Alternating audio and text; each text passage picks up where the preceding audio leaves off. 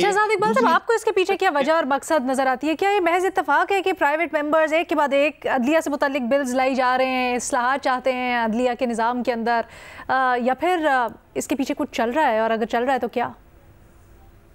देखिए, सियासतदान जब कानून साजी करते हैं तो उसका एक मकसद तो ये होता है कि जो वर्किंग्स है उसको ज्यादा स्मूथ बनाया जाए। लेकिन जाहिर सी बात है, सियासतदान है तो ये, जैसे कि आपने भी अपने इंट्रो में कहा, उमर चीमा ने भी कहा कि इसके सियासी मकासद हो सकते हैं, पॉलिटिकल मोटिवेशन हो सकती हैं। उस तरीके से इसको देखना उसकी अपनी अहमियत है, लेकिन साथ में कानून को अलग से देखना और उसकी लॉन्ग टर्म में भी क्या अहमियत होगी, उसकी मेरिट को देखना भी मेरे ख्याल से उतना ही इंपॉर्टेंट है, बल्कि उससे ज्यादा इंपॉर्टेंट है शायद। इसकी एक मैं मिसाल दे देता हूँ। प्रैक्टिस एंड प्रोसीजर एक्ट जब पिछले साल आया था, उस वक्त चीफ जस्टिस उमर अता बंदियाल थे और उनके ऊपर एक इल्जाम लगता था कि वो लाइक माइंडेड बेंच बनाते हैं, खासतौर पे जो सियासी केसेस होते हैं, कुछ जजेस को वो उन बेंचेस से बाहर रखते हैं और उन्होंने साल उन केसेस को सुना ही नहीं, सियासी केसेस को, उनको कभी बेंच में इंक्लूड ही नहीं किया जाता था।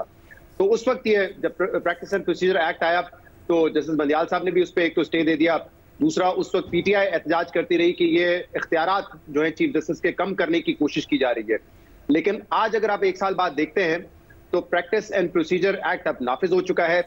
जो चीफ जस्टिस के लामहदूद इख्तियारात थे वो अब कम हो चुके हैं, वो कमेटी को ट्रांसफर हो चुके हैं। और अगर आज आप देखें पिछली जो चंद हियरिंग्स हुई हैं इस कमेटी की, उसमें तो ऐसा लगता है कि बज़ाहिर पीटीआई इसकी बेनिफिशियरी रही है किसी तरीके से, और शायद कहीं पे जो है हुकूमत जो है इसमें उनको नुकसान हुआ है। तो इसीलिए अगर हम पिछले साल देखते तो बहुत सारी ये वॉइसेस थी जो कह रही थी कि नहीं, ये तो देखें इख्तियार चीफ जस्टिस का होता है, हमेशा से उन्हीं के पास होना चाहिए।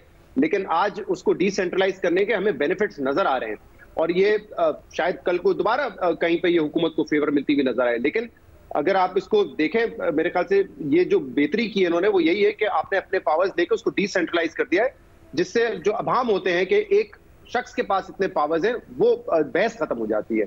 तो इसीलिए इसके सियासी मकासद के हवाले से बात हो सकती है। आज जो हालात हैं, देखिए उसमें अगर मैं इस तरह रीड करूं कि हुकूमत और जुडिशरी के दरमियान इस वक्त एक लड़ाई तो है और हो सकता है कि आने वाले वक्त में ये लड़ाई ज्यादा बढ़ जाए और इस वजह से कुछ कानून साजी करने की भी मकसद हो सकता है। वैसे तो ये जो बिल जिसकी हम बात करें, कंटेम्प्ट ऑफ कोर्ट, ये जेयूआईएफ का रहनुमा है, नूर आलम साहब पीपल्स पार्टी में गए, तहरीक इंसाफ में, जेयूआईएफ में है, तो हुकूमत में तो नहीं है।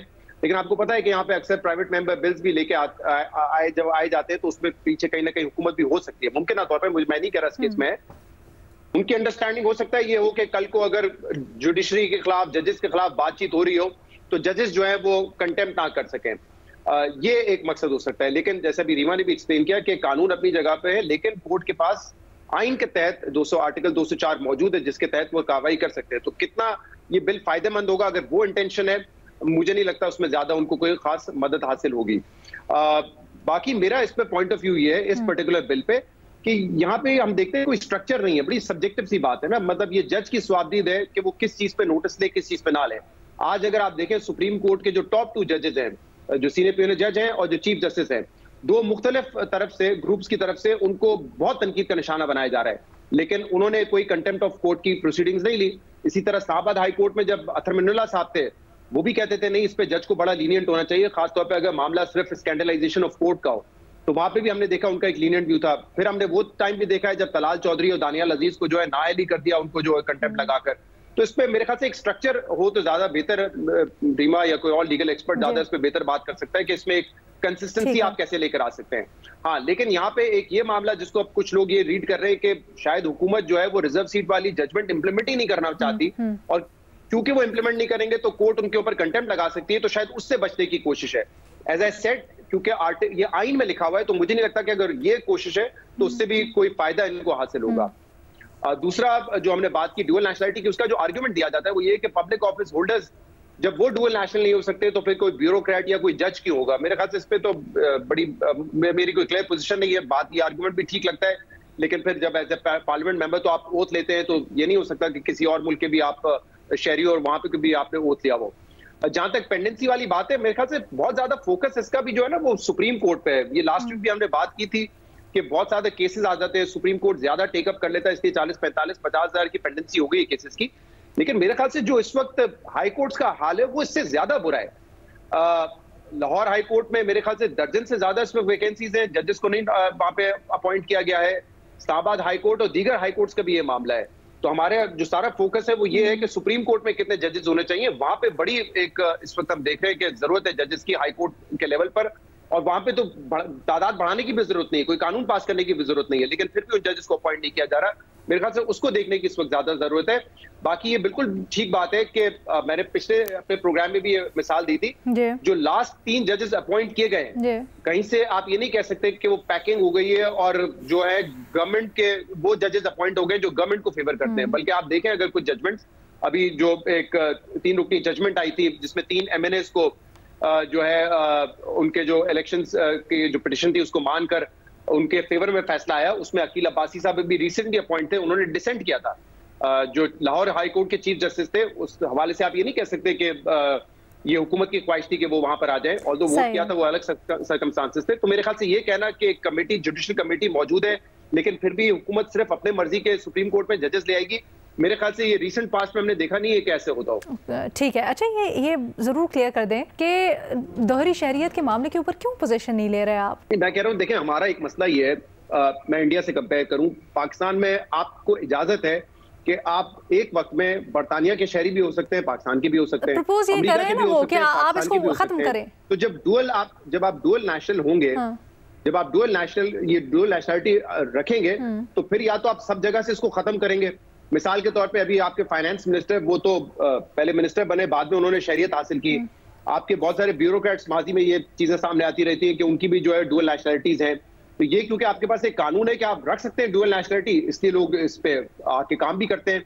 तो इसलिए मैं कह रहा हूं कि या अगर आपने वाकई ये प्रिंसिपल अप्लाई करना है कि पार्लियामेंटेरियन और ब्यूरोक्रेट्स और जजेस के हवाले से एक ही जैसा कानून होना चाहिए, तो कर दें। मैं कह रहा हूं मुझे इसमें कोई मसला नहीं है, कर दें, तब भी कोई इशू नहीं है। मतलब आई डोंट नो इसकी इस वक्त इतनी इंपॉर्टेंस क्या है, ऐसा क्या हुआ है सिवाय इसके कि जुडिशरी में इस वक्त जो है कुछ जजेस हैं जिनके हवाले से कहा जाता है कि वो डुअल नेशनल हैं, और जब ये मामला उठा था तो उस वक्त ये कहा गया था कि इसको चेंज करने की कोशिश थी, तो उस वक्त जुडिशरी ने ये नहीं होने दिया था।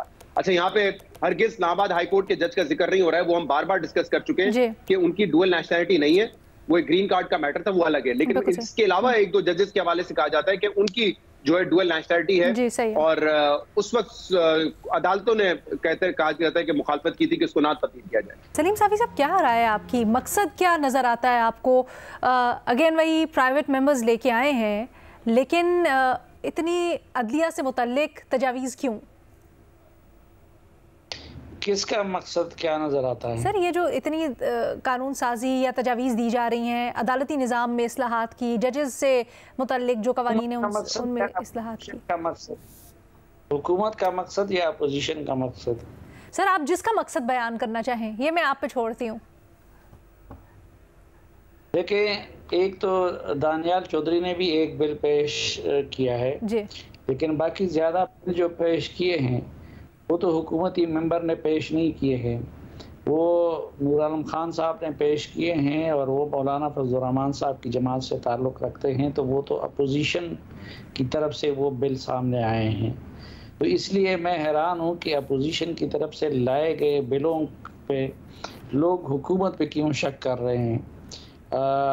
अगर हुकूमत की तरफ से आए होते तो फिर हमें शक करने का हक था।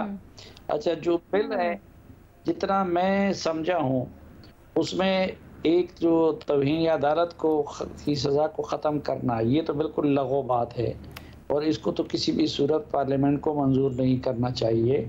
इसके बाद तो फिर अदलिया की हैसियत ही ख़त्म हो जाएगी।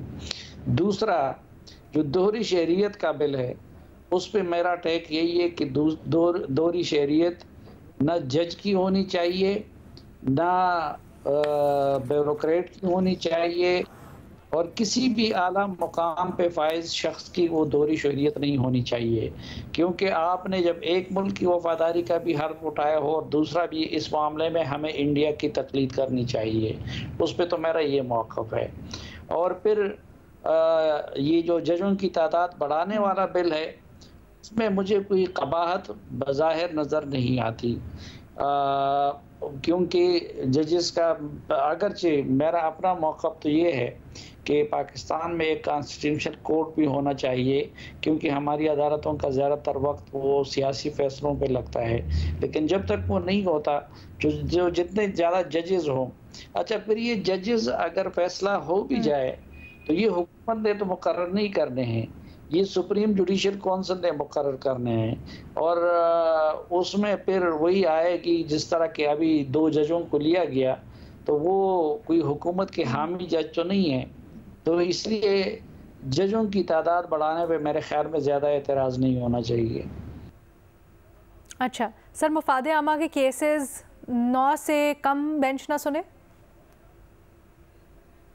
हाँ, ये तो खैर एक अजीब किस्म की तजवीज़ उन्होंने दी है।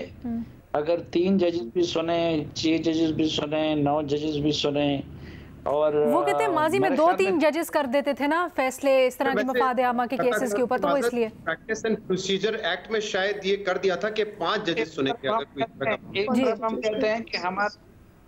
हम कहते हैं कि हमारे जजेस की तादाद कम है, दूसरी तरफ एक केस पे हम 9 जजेस को मसरूफ करना चाहते हैं। तो ये तो तज़ाद है ना, तो ये भी एक वजह है, क्योंकि ज्यादातर जजेस फिर आप छोटे बेंच नहीं बनाएंगे तो फिर जजेस कहाँ से फारिग होंगे? फिर अगर तादाद आप अच्छा सर, एक जो आपने बात की कि बड़ा इंटरेस्टिंग पहलू था वो कि अपोजिशन की बज़ाहिर तरफ से ये प्राइवेट मेंबर्स लेके आए हैं बिल जिनका अपोजिशन जमातों से ताल्लुक़ है ज़्यादातर, लेकिन हुकूमत के ऊपर क्यों बदनीयती का इल्ज़ाम लगाया जा रहा है? बट शहजाद ने ये कहा इससे पहले तज्जिया देते हुए कि ऐसा तासुर मिलता है गो कि ये प्राइवेट मेंबर बिल हैं, लेकिन इसके पीछे जो मकासद है शायद कहीं ना कहीं हुकूमत की आशीर्वाद इनको होगी।